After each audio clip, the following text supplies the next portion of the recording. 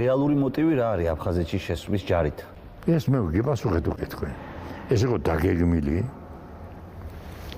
ცენტრალური ხელისუფლების მიერ რუსეთის კარგად დაგებული მახეები გახსოვთ რომ დივიზია მოსიმის ესაკედან არძიმბავი დაკეტა ეს ყველაფერი მოგიყევით მე თქვენ.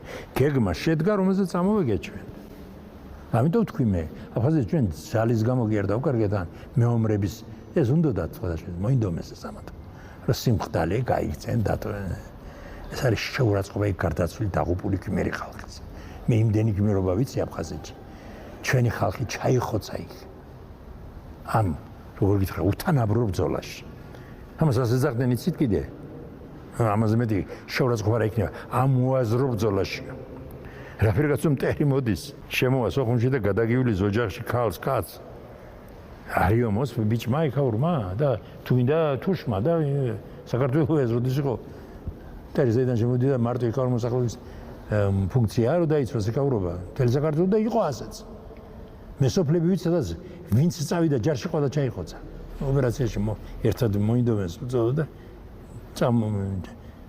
ჩაუსაფრდნენ და ჩახოცეს იქ მთელი საქართველოს მართლა იბრძოდა